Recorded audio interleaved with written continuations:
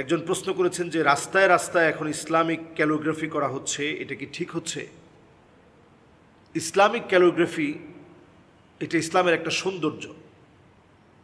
ইসলামের এই সৌন্দর্যকে যারা জায়গায় জায়গায় অঙ্কন করছে তারা একদিকে সওয়াবের কাজ হচ্ছে, নিশ্চয়ই ইসলামকে তারা মানুষের কাছে রিপ্রেজেন্ট করছে। আমাদের একটা ক্যালিগ্রাফি কত সুন্দর হতে পারে, খত্তে নুসাক, খত্তে রোখা অথবা খত্তে কুফি। আমি উজবেকিস্তান গিয়েছিলাম, সেখানে দেখলাম একেবারে রাস্তায় রাস্তায় প্রত্যেকটা মসজিদে মসজিদে খত্তে কুফি এত চমৎকার করে অঙ্কিত। শত শত বছর আগের, 700-800 বছর আগের ক্যালিগ্রাফিগুলো এখনো পর্যন্ত তারা সংরক্ষণ করে রেখেছে। তো আমার দেশের এই নবজাগরণের সূচনায় আমরা দেখতে পাচ্ছি জায়গায় জায়গায় ক্যালিগ্রাফি লেখা হচ্ছে।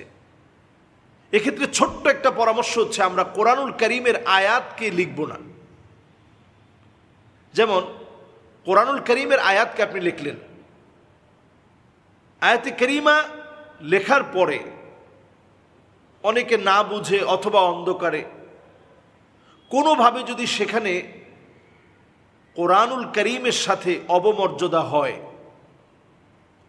লজ্জাস্কর এমন কোনো কাজ করে বসে, যেমন ধরেন পেশাব করতে বসে গেল বেখেয়ালে, অথবা লোকটা এটা কোরআনুল কারীমের আয়াত সেটা সে জানে না এজন্য বসে গেছে, অথবা সে কোনো কুচক্রী মহল এজন্য সে ইচ্ছাকৃত বসে গেছে, এই সবগুলো কাজ আমার কোরআনকে অপমান করা হবে, অবমাননাকর কাজ হবে। এজন্য কোরআনুল কারীমের আয়াত না লিখে আরবি বিভিন্ন কথাবার্তা, আহলান ওয়া সাহলান, মারহাবান বিকুম, আরও চমৎকার চমৎকার অনেক সুন্দর সুন্দর আরবি কথোপকথন আছে, কাইফা হালুকুম, এরকম অনেক সুন্দর সুন্দর বিষয়গুলো আমরা দেওয়ালে দেওয়ালে লিখে রাখতে পারি।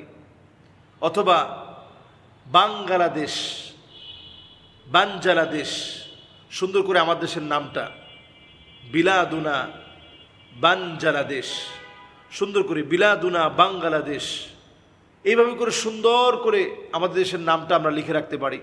যারা ক্যালিগ্রাফি করছে তারা সব রকমের ক্যালিগ্রাফি করতে পারে, সেক্ষেত্রে তারা সুন্দর সুন্দর আমাদের দেশের নাম, আমাদের দেশের বিভিন্ন বিষয়, আমাদের দেশের পরিচয়, এগুলো যদি তারা ক্যালিগ্রাফিতে নিয়ে আসে, এটা আমাদের দেশকে রিপ্রেজেন্ট করবে। এবং যে সমস্যাটা বললাম, অবমাননাকর বিভিন্ন পরিবেশ সৃষ্টিতে যেটা আপনি আয়াতে কারিমা লিখে রাখলে হতে পারে, সেই বিষয়গুলো ইনশাল্লাহ ঘটবে না। তবে যেটা এখন নতুন করে পুরো ঢাকাকে সাজানো হচ্ছে, একটা সময় দেখা যেত ভূত, মাথার মধ্যে কয়েকটা শিং আছে, দাঁতগুলা বের হয়ে আছে, এরপরে এখান দিয়ে রক্ত ছুটছে, এইরকম বিভিন্ন বিভৎস চিত্রগুলো আমার দেওয়ালে দেওয়ালে ছিল। এতে করে ছোট্ট একটা বাচ্চার কাছে মনে হতো যে একজন আলেম, সে মনে হয় রক্ত খেকো, মাথার মধ্যে টুপি দেওয়া, মুখের মধ্যে দাড়ি দেওয়া, বড় বড় দাঁত, রক্ত ছুটছে, এই রকম অঙ্কন দিয়ে আমাদের দেশের বিভিন্ন রাস্তাঘাট ভরা ছিল। সেখান থেকে এই যে ক্যালিগ্রাফি এসে ইসলামের সৌন্দর্যকে ফুটিয়ে তোলা হচ্ছে, এটা আমাদের জন্য একটা বিপ্লব আমার কাছে মনে হয়।